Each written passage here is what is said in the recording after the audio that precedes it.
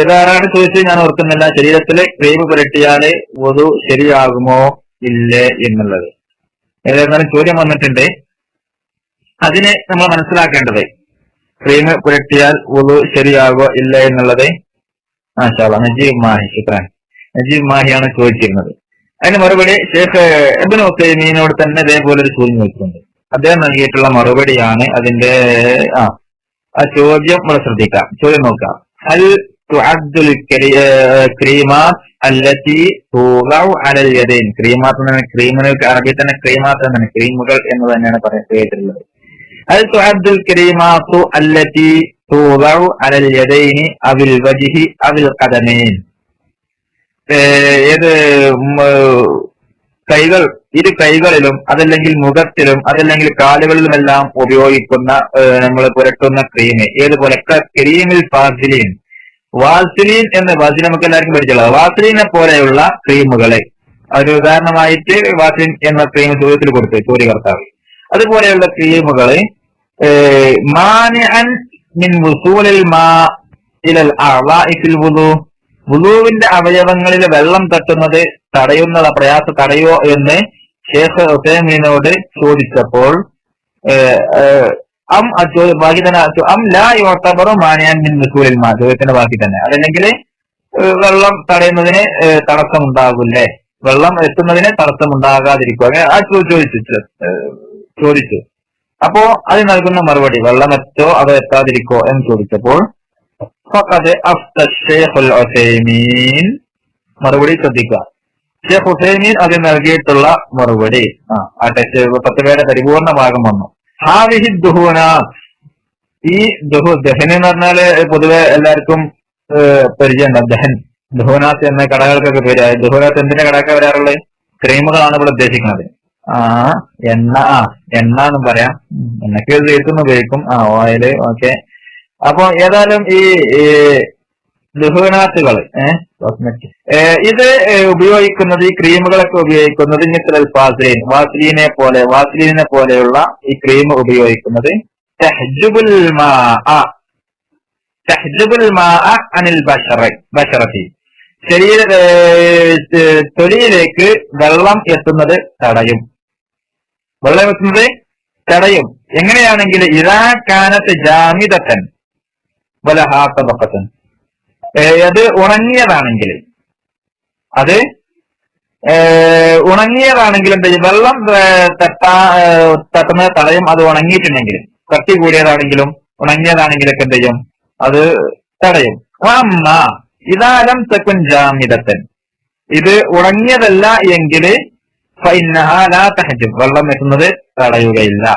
ലാക്കിൻ, പക്ഷേ എന്നാൽ യംബഗി അലാ മൻ കാന അലാ യദിഹി ഔ റിജ്ലിഹി ഔ ശൈഇൻ മിൻ അഅ്ളാഇ വുളൂഇഹി ശൈഉൻ മിൻ ഹാദാ അന്നഹു ഇദാ ഗസല ഹാദൽ ഉദ്വ അൻ യമുറ യദഹു അലാ മകാനി ഹാദ ദുഹൻ. കഴിയുന്നതും അവന് അനിവാര്യമാണ് എന്ത്?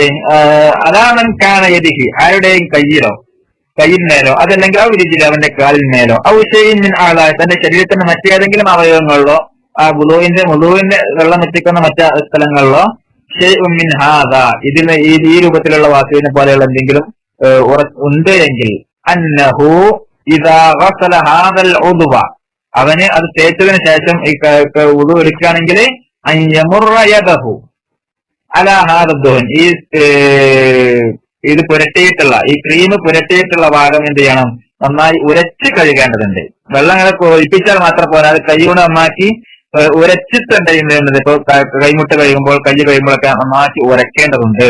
ലിഅന്നഹു, കാരണം ഇദാ ലം യമുറ യദഹു, അവന് കൈ ഉരച്ചിട്ടില്ലെങ്കിൽ ഫഇന്നഹു റുബ്ബമാ യൻസലിഖുൽ മാഉ അനിൽ മകാനി വലാ യുസീബുഹാ, ആ വെള്ളം ആ ക്രീമിന്റെ മേലോടെ എങ്ങനെയാണ് ഒലിച്ചു പോകും, അത് ശരീരത്തിലെ തൊലിയിൽ എന്ത് ചെയ്യില്ല? തട്ടുകയില്ല. അതുകൊണ്ട് അത് ശരീരത്തിലേക്ക് വലാ യുസീബു, സ്പർശിക്കൂല, ശരീരത്തിലേക്ക് തട്ടൂല, അത് ഒഴുകിയാണ്ട് പോകുമെന്നർത്ഥം. ഒന്ന് കൈകൊണ്ട് ഉരക്കാതെ വുളു എടുത്തു കഴിഞ്ഞാൽ. ഇതാണ് ഇവനെ ശ്രദ്ധിക്കേണ്ട കാര്യം. അപ്പോ ഇതിൽ നമ്മൾ മനസ്സിലാക്കാൻ സാധിക്കുന്നത് ഈ ക്രീമുകളൊക്കെ കാനത്ത് ജാമിദത്തൻ ഉണങ്ങിയതാണെങ്കിൽ, തേച്ചത് ഉണങ്ങി പോയിട്ടുണ്ടെങ്കിൽ, അതായത് കട്ടി കൂടിയതൊക്കെ ആണെങ്കിൽ വസൂലൽമ വെള്ളം തട്ടുന്നത് എന്ത് ചെയ്യും, തടയുന്നതാണ്. ലികൗനിഹ കൽഖിശ്റതി അലൽ ജിൽദ്, ഇതുപോലെ ഒരു തൊലിയിലെ ശരീരത്തിലുള്ള ഒരു തൊലിയെ പോലെ, നമ്മളെ തൊലിന്മേലുള്ള ശരീരത്തിന്റെ തൊലിയിലുള്ള ഒരു തിഷറത്ത് പറഞ്ഞാല് തൊലി എന്നാണ് പറയേണ്ടത്. അതുപോലെ എന്ത് ചെയ്യും, വെള്ളം തടയാൻ പ്രയാസമാവും. ഇന്നഹു ലാ ബുദ്ദ മിൻ ഇസാലത്തിഹാ ഖബ്ല ത്വഹാറ, അതുകൊണ്ട് അങ്ങനെ വല്ല കട്ടി കൂടിയത് വല്ലതുണ്ടെങ്കിൽ ശുദ്ധി വരുത്തുന്നതിന് വുളുവിന് മുമ്പ് അത് നീക്കേണ്ടതാണ്. വ ഇദാ ലം തകുൻ ജാമിദതൻ, ഇനി ഉണങ്ങിയതല്ല, ഉണങ്ങിപ്പോയിട്ടൊന്നല്ല, കട്ടി ഉള്ളതല്ല എങ്കിൽ ഫലാ ഹറജ ഫീഹാ, അതിനവരെന്തില്ല, വിരോധമില്ല. വുളുവിന് ശേഷം ക്രീം പുരട്ടാം. വുളുവിന് ശേഷം എന്ത് ചെയ്യുക, ക്രീം പുരട്ടാവുന്നതാണ്.